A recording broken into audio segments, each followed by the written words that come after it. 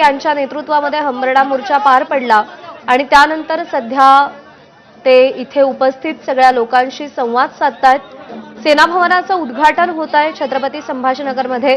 आगामी स्थानिक स्वराज्य संस्था निवडणुकांच्या पार्श्वभूमीवर छत्रपती संभाजीनगरमधलं हे सेना भवन म्हणजे ठाकरेंच्या शिवसेनेसाठी एक अत्यंत महत्त्वाचं केंद्र असणार आहे।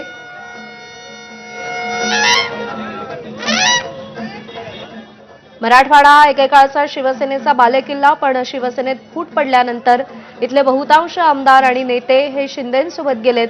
त्यामुळे आता मराठवाड्यात पुन्हा एकदा स्वतःची ताकद उभी करण्यासाठी, लोकांसोबतचा कनेक्ट वाढवण्यासाठी आणि पक्षाला बळकटी देण्यासाठी हे सेना भवन ठाकरेंच्या दृष्टीने अत्यंत महत्त्वाचं ठरणार आहे। वेदांत नेब आपले प्रतिनिधी सध्या आपल्या सोबत आहेत। वेदांत, आगामी काळातल्या घडामोडींच्या पार्श्वभूमीवर या सेना भवनाचं महत्त्व काय?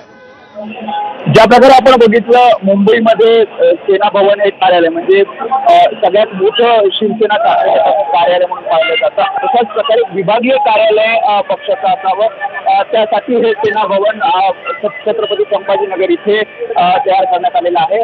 खरं तर मागील काही दिवसांपासून याचं उद्घाटन पुढे ढकललं जात होतं, मात्र आज याचं उद्घाटन होताना आपल्याला पाहायला मिळतं उद्धव ठाकरे यांच्या हस्ते उद्घाटन होत आहे। जे मराठवाड्यातील नेते आहेत त्यांना सभा घ्यायची असतील किंवा मग काही मार्गदर्शन मेळावे घ्यायचे असतील तर त्याच्यासाठी हे भव्य असं सेना भवन हे मराठवाडा छत्रपती संभाजीनगर येथील औरंगपुरा इथे तयार करण्यात आलेलं आहे। प्रज्ञा, आणि त्याचंच उद्घाटन सध्या उद्धव ठाकरे यांच्या हस्ते होत आहे आणि ती दृश्य सध्या आपण पाहतोय मराठवाड्यामध्ये छत्रपती संभाजीनगरमध्ये या सेना भवनाचं। जसं वेदांतने सांगितलं की एक विभागीय कार्यालय असावं या उद्देशानं हे सेना भवन इकडे उभारण्यात आलेलं आहे आणि त्याचं उद्घाटन सध्या उद्धव ठाकरे यांच्या हस्ते होत आहे। हंबरडा मोर्चा पार पडला शेतकऱ्यांच्या मागण्यांच्या अनुषंगानं, त्यानंतर सभा झाली। त्या सभेमध्ये उद्धव ठाकरेंनी प्रचंड प्रहार केला सरकारवरती। जोपर्यंत कर्जमाफी मिळत नाही तोपर्यंत या सरकारला सोडणार नाही असंही उद्धव ठाकरे यांनी सांगितलंय। आणि त्यानंतर आता मराठवाड्यातल्या छत्रपती संभाजीनगरमधल्या सेना भवनाचं उद्घाटन करण्यासाठी उद्धव ठाकरे पोहोचलेले आहेत।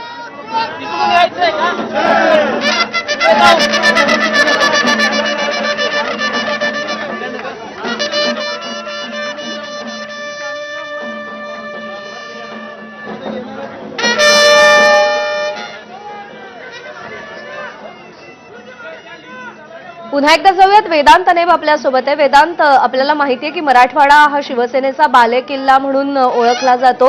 आपण वेदांतशी पुन्हा एकदा संपर्क साधायचा प्रयत्न करूया, पण सध्या ही दृश्य आपण पाहतोय की सेना भवनाचं उद्घाटन झालेलं आहे।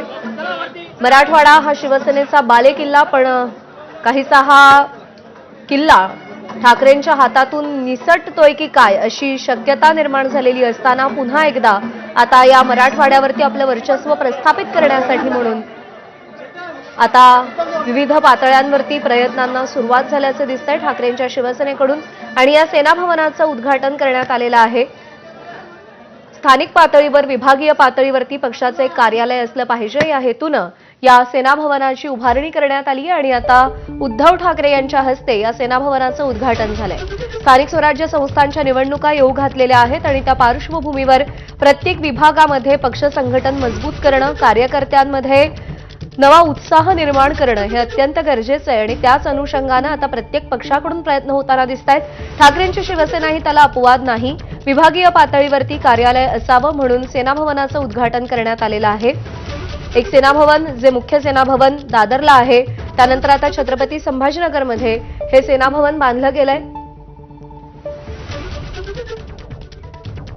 छत्रपती संभाजीनगरमध्ये आज उद्धव ठाकरेंच्या नेतृत्वात हंबरडा मोर्चा काढला गेला। शेतकऱ्यांच्या मागण्या, त्यांचं म्हणणं सरकारपर्यंत पोहोचवण्यासाठी हा मोर्चा काढला गेला। हेक्टरी 50,000 रुपये मदत आणि कर्जमाफी हे महत्त्वाचे मुद्दे होते। त्यानंतर सभा झाली आणि त्या सभेतूनही उद्धव ठाकरेंनी सरकारवर निशाणा साधला।